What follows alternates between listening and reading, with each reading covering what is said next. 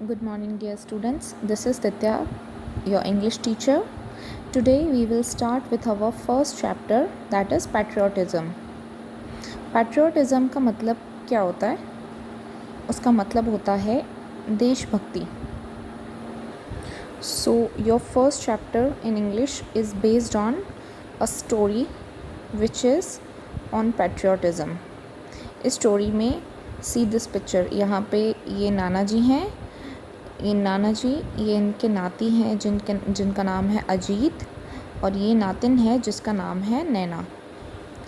तो इस स्टोरी में ये जो बच्चे हैं वो अपने नाना जी से पूछते हैं कि नाना जी पेट्रियोटिज़म का मतलब क्या होता है. अजीत ये सवाल अपने नाना जी से पूछता है तो नैना कहती है कि पेट्रियोटिज़म का मतलब होता है कि जेल में जाना जैसे गांधी जी गए थे, या फिर अपनी जान कुर्बान कर देना जैसे भगत सिंह ने की थी. तो नाना जी कहते हैं कि हाँ, ये बात सही है कि पेट्रियोटिज़म का मतलब होता है या तो जेल में जाओ या अपनी जान कुर्बान कर दो देश के लिए. लेकिन ज़रूरी नहीं है कि हर कोई अपना प्यार जो है देश के लिए वो अपनी जान दे के या जेल में जाके ही साबित कर सकता है. कई बार छोटी छोटी चीज़ें, छोटे कोई सेक्रीफाइसेस करके भी हम अपने देश के लिए अपना प्यार दिखा सकते हैं. तो नैना जो है वो नाना जी से पूछती है कि टेल मी हाउ, कैसे, ये कैसे हो सकता है कि जेल जाए बिना और अपनी जान कुर्बान किए बिना भी हम अपने देश के लिए प्यार दिखा सकते हैं. तो नाना जी कहते हैं कि by loving its culture and its people. अपने देश का जो कल्चर है, जो हमारे यहाँ के लोग हैं, उनके लिए प्यार, उनके लिए इज़्ज़त, उन्हें सम्मान देके भी हम अपना देश के लिए जो प्यार है वो दिखा सकते हैं. Ajit, do you remember the tune that was being played on 26 January during the Republic day parade. नाना जी पूछते हैं कि तुम्हें याद है वो ट्यून जो 26 जनवरी को रिपब्लिक डे पे परेड में बजी थी. तो अजीत कहता है yes grandpa. As soon as the tune started you stood up and continued to stand till the end. तो ग्रैंडपा कहते हैं कि हाँ, वो अजीत कहता है कि हाँ ग्रैंडपा, जैसे ही वो ट्यून स्टार्ट हुई थी आप खड़े हो गए थे, और जब तक वो ट्यून चल रही थी आप कंटिन्यूसली खड़े ही थे. Do you know what the tune was. नाना जी पूछते हैं तुम्हें पता है वो ट्यून क्या थी. I know grandpa, Naina said. It was our national anthem Jana Gana मन. नैना बोलती है हाँ दादाजी, मुझे पता है कि वो हमारे देश का नेशनल एंथम था, Jana Gana Mana. Good, but do you know why I got up and stood to attention. नाना जी पूछते हैं अच्छी बात है, क्या तुम्हें पता है कि मैं क्यों खड़ा हो गया था. तो बच्चे बोलते हैं नो ग्रैंडपा, वाई, हमें नहीं पता. तो नाना जी कहते हैं as a mark of respect to the national anthem. अपने देश का जो नेशनल एंथम है उसे रिस्पेक्ट देने के लिए मैं खड़ा हुआ था. And unfortunately I was the only one two do so. लेकिन मुझे बहुत ही दुख होता है ये बताने में कि सिर्फ मैं ही था जो ये कर रहा था, मैं ही खड़ा हुआ था. Your father continued to read the newspaper and your mother went on with her conversation on the phone. तुम्हारे पापा जो न्यूज़पेपर पढ़ रहे थे वो अपना काम कंटिन्यू कर रहे थे और आपकी मदर ने भी वही किया. I give you this example to explain that a person's patriotism can be reflected in simple day-to-day things. मैंने आपको ये एग्ज़ाम्पल इसलिए दिया ताकि मैं आपको ये समझा सकूं कि देश के लिए प्यार हम सिंपल रोज़मर्रा की जो ज़िंदगी है, डे टू डे लाइफ है, जो थिंग्स हम करते हैं, उससे भी हम अपने देश के लिए प्यार और रिस्पेक्ट दिखा सकते हैं. जैसे अपनी लैंग्वेज का रिस्पेक्ट करना, अपने देश के नेशनल एंथम का, अपने देश के फ्लैग का रिस्पेक्ट करना, और उन सब से ऊपर above all the love for his fellow countryman. जो लोग इस देश के हैं उनके प्रति प्यार दिखाना, ये भी पेट्रियोटिज़म है. Grandpa, I still don't understand. I thought patriotism was all about dying for one's country और मेकिंग अ बिग सेक्रीफाइस. बच्चे कहते हैं कि हमें अभी तक समझ में नहीं आया, हमें लगता था कि पेट्रियटिज़म का मतलब होता है अपने देश के लिए मर जाओ या तो बड़ा से बड़ा कोई सेक्रीफाइस कर दो। Yes you are right, it is about big things. नाना जी कहते हैं हाँ तुमने सही कहा, ये सब जो है ये बहुत ही मतलब कुछ बड़ा करने का होता है, मतलब कुछ हमारे देश के लिए कुछ बड़ा करने के लिए होता है। However it is about the little things too. कुछ छोटी छोटी चीज़ों से भी हम अपने देश के लिए प्यार दिखा सकते हैं, सिर्फ कुछ बड़ा सेक्रीफाइस करने की ज़रूरत नहीं है। And remember it is not the battle field alone that produces patriots. सिर्फ जो देशभक्त होते हैं वो सिर्फ जो है बैटल फील्ड में मतलब सरहदों पर नहीं होते, वो अपनी लाइफ में भी कई ऐसी चीज़ें होती हैं जो शहीद होते हैं, जो अपने देश के लिए प्यार जिनके दिल में होता है वो अपने लाइफ में और भी काफ़ी तरीक़ों से, कई अलग अलग तरीक़ों से अपना प्यार दिखाते हैं। Okay, let me tell you a story that will help you understand better. मैं तुम्हें एक स्टोरी बताऊंगा जो तुम्हें समझने में आसान होगी कि पेट्रियोटिज़म क्या होता है। ये grandpa, tell me a story about dragons and dinosaurs, shouted Ajit. Ajit ने बोला हाँ हाँ नाना जी, मुझे है ना ड्रैगन्स और डायनासोर्स की स्टोरी सुनाओ। तो नाना जी ने कहा no Ajit, I will tell you a story about real people and their real problems. मैं तुम्हें एक स्टोरी बताऊंगा रियल लोगों के बारे में और उनकी रियल प्रॉब्लम्स के बारे में। This Sunday I'll take you for a picnic to a small village around 500 kilometers from here. We'll spend the day there and return by night. मैं तुम्हें इस संडे को एक छोटी सी पिकनिक पे लेके जाऊंगा। यहाँ से थोड़ा ही दूर एक गांव है 100 किलोमीटर्स के आसपास, वहाँ पे, और फिर हम पूरा दिन वहाँ रहकर रात को वापस आ जाएंगे। On Sunday, Grandpa, Naina and Ajit started very early for their picnic. Sunday को नाना जी, नैना और अजीत सुबह जल्दी अपनी पिकनिक के लिए घर से निकल गए। They took the first train to a village called Himapet. वो हिमापेट करके एक जो छोटा सा गांव है उसके लिए उन्होंने ट्रेन पकड़ी। 2.5 hours later they found themselves at a tiny dusty railway station. 2.5 घंटों के बाद वो एक स्टेशन पर उतरे जो बहुत ही छोटा सा और मतलब थोड़ा सा डस्टी वगैरह था railway station. They got down and stepped outside. A large well build man wearing a white dhoti and kurta and sporting a huge turban greeted them with folded hands. वहाँ उन्हें एक बड़ा ही लंबा सा आदमी मिला जिसने वाइट कलर की धोती और कुर्ता पहना हुआ था और सिर पे पग बांध रखी थी। वो उनसे आके मिला। He led them to a bullock cart and, much to Ajit's delight, lifted and placed him on the cart. वो बुलक कार्ट के आगे लेकर गया उन्हें, उन तीनों को, और उन लोगों को बुलक कार्ट में बिठाया, बच्चों को। The cart trundled on for almost an hour till they finally reached the village. आधे घंटे के बाद वो एक गांव में जाकर पहुँचे। They alighted in front of a large brick house. एक बड़ी सी मतलब झोपड़ी टाइप थी, उसके आगे जाके और वो बुलक कार्ट रुका। An elderly man and women came out, greeted grandpa and first over the kids. एक काफ़ी बड़ी एज के मैन और वुमेन उस घर में से बाहर निकले। उन्होंने ग्रैंडपा को नमस्ते किया और बच्चों को देखा। They spoke in a dialect which Naina and Ajit found difficult to understand.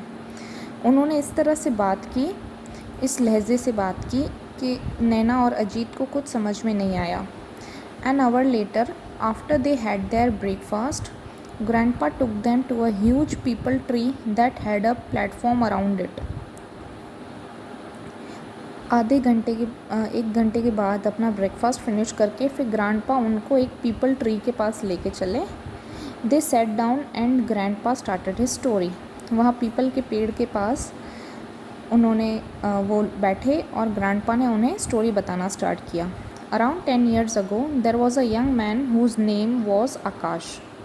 He was studying to be a doctor. 10 साल पहले एक जवान लड़का था जिसका नाम था आकाश और वो डॉक्टर बनने के लिए पढ़ाई कर रहा था। After he completed his MBBS, he worked hard and won a scholarship to the US and got his master's degree. MBBS की पढ़ाई कंप्लीट करने के बाद उसे स्कॉलरशिप मिली US के लिए, अमेरिका के लिए, और वहाँ पे उसने मास्टर्स की डिग्री की। Along with him, 10 of his friends had also gone to America for higher studies. उसके साथ उसके 10 और फ्रेंड्स भी थे जो अमेरिका गए थे हायर स्टडीज़ के लिए। They all stayed back, but Akash returned. वो सब वहाँ पे रहे लेकिन आकाश वहाँ से पढ़ाई करके फिनिश और वापस आ गया। His father was not very happy with his decision. उनके जो पापा थे वो आकाश के उस डिसीजन से बिल्कुल भी खुश नहीं थे। He wanted his son to make America his home, earn a lot of money and finally invite his parents and sister to settle down.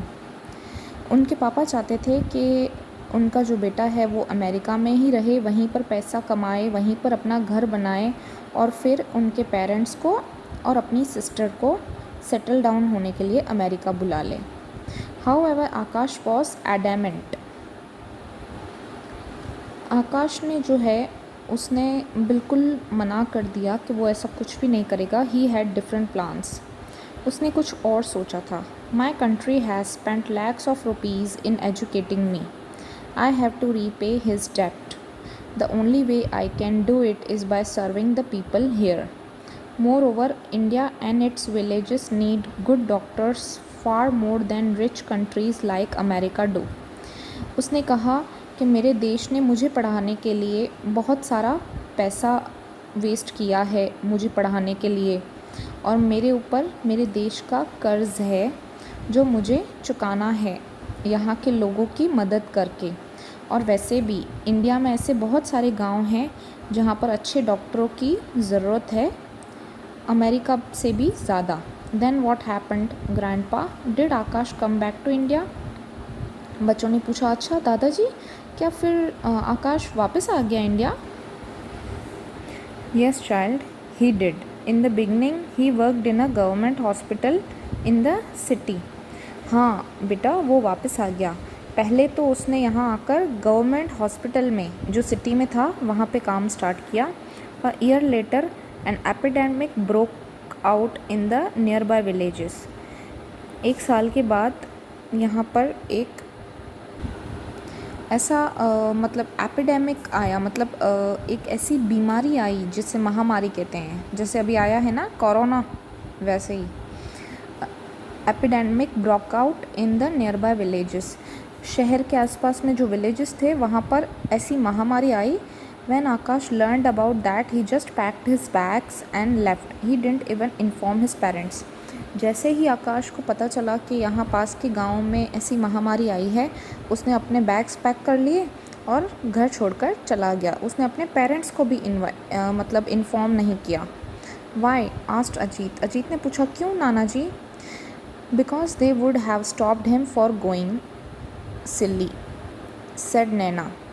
I have studied in my science book that during epidemics, sometimes the doctors who are treating the patients are themselves at risk of dying. तो नैना ने बीच में बोला क्योंकि उनके parents चाहते होंगे कि वो ऐसा कुछ गलत सिली सा काम ना करें.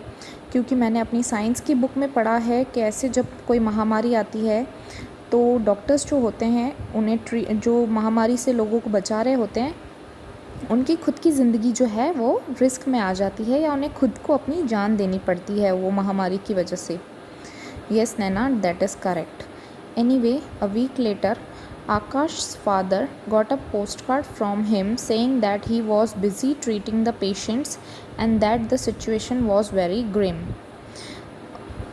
नैना को नाना जी ने कहा, हाँ बिल्कुल सही कहा बेटा.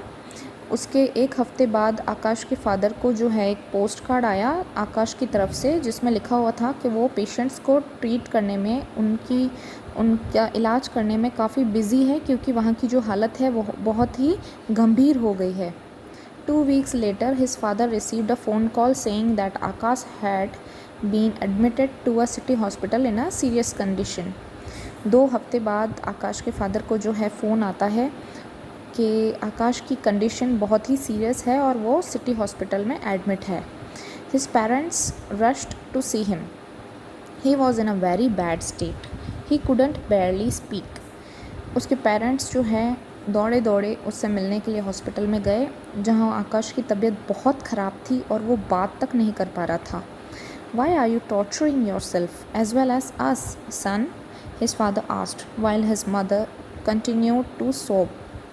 उसके पापा ने उसके जाकर कहा कि तुम अपने आप को इतना टॉर्चर क्यों कर रहे हो, अपने आप को इतना दुख क्यों दे रहे हो बेटा, हमें भी तुम इतना सारा दुख दे रहे हो। और उसकी मम्मा तो बस रोती जा रही थी। I can't help it father, I can't bear this to see people सफ़र। आकाश ने कहा कि मैं कुछ नहीं कर सकता, मैं लोगों को ऐसे ऐसे दुख में तड़पते हुए मैं नहीं देख सकता। Your friends are enjoying their lives in America and here you are fighting for your life. I can't understand what you have achieved by choosing this path for yourself. उसके पापा गुस्से में आके उनसे कहते हैं कि तुम्हारे तो सारे जो फ्रेंड्स हैं वो अमेरिका में इतने आराम से रह रहे हैं और तुम क्या कर रहे हो यहाँ पे, अब तुम अपनी ज़िंदगी से लड़ रहे हो। मुझे समझ में नहीं आता कि तुम्हें क्या मिला ये सब चूज़ करके।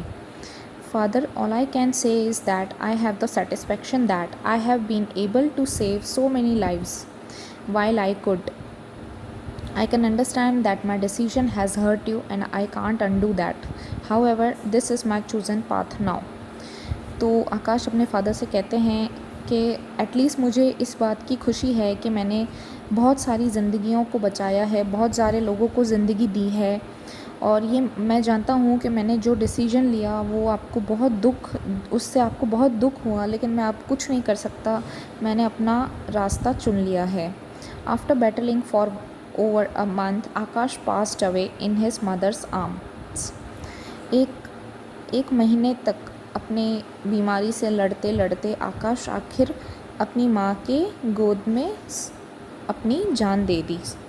The entire village turned up for his cremation and there was not a single eye that was dry.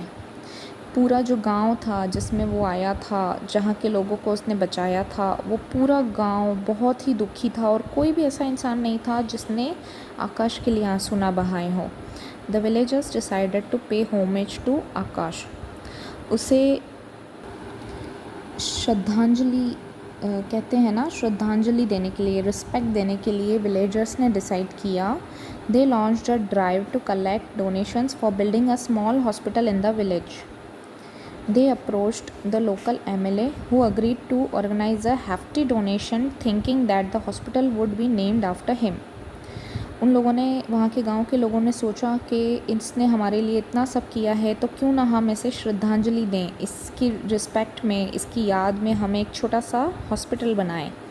तो वो सारे गांव वाले जो हैं वो गांव के एमएलए के पास गए वहाँ के और उससे सारा प्लान बताया और उनको बहुत ही अच्छा सा डोनेशन मिला जो उनके लिए हेल्पफुल था एक हॉस्पिटल बनाने के लिए, जो हॉस्पिटल उन्होंने आकाश के नाम से बनाने के लिए सोचा। However, the villagers were adamant. They took the money, built the hospital and called Akash's parents for the inauguration. Akash's father inaugurated the hospital. उन गांव वालों ने पैसों से अच्छा सा हॉस्पिटल बनाया, फिर आकाश के पेरेंट्स को उस बारे में बताया और उनके पेरेंट्स को बुलाया कि आप आइए और इसका जो है इनॉग्रेशन कीजिए। और आकाश के जो पापा थे उन्होंने उस हॉस्पिटल का इनॉग्रेशन किया। Come, I want to show you something, Grandpa said.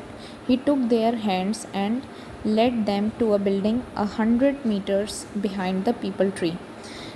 नाना जी ने कहा कि चलो मैं तुम्हें कुछ दिखाता हूँ, और ऐसे करके वो बच्चों को लेकर और एक बिल्डिंग के पास में आए जो पीपल ट्री के पीछे था। They stopped in front of a blue board.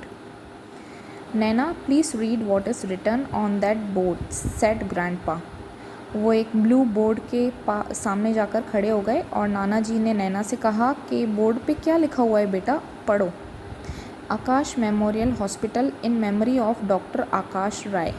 वहाँ पर लिखा हुआ था Akash memorial hospital doctor Akash Rai की याद में।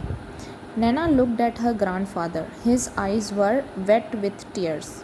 नैना ने अपने नाना जी को देखा तो उनकी आंखें जो हैं वो गीली थी, मतलब उनकी आंखों में आंसू थे।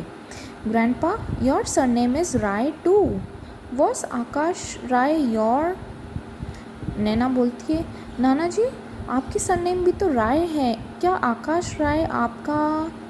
ऐसे बोलते बोलते वो अटक गई और तब उसके नाना जी ने कहा, yes my child, he was my son, your mother's elder brother. तो नाना जी ने कहा कि हाँ बेटा, वो मेरा आकाश जो है वो मेरा बेटा था और तुम्हारी मम्मा का वो बड़ा भाई था। As a professor of philosophy I always thought I knew everything. मैं फ़िलोसॉफ़ी का प्रोफेसर था और मुझे ऐसे लगता था हमेशा कि मैं सब कुछ जानता हूँ। But my son taught me the true essence of the word service and the real meaning of the word patriotism. लेकिन मेरे बेटे ने मुझे दिखाया, समझाया कि सर्विस का मतलब क्या होता है और देशभक्ति का असली मतलब क्या होता है। So dear students, I hope you have understood the story. मैंने पूरी स्टोरी को चैप्टर के साथ रीड किया है और आपको समझाया है। Then also if you have any questions you can ask me.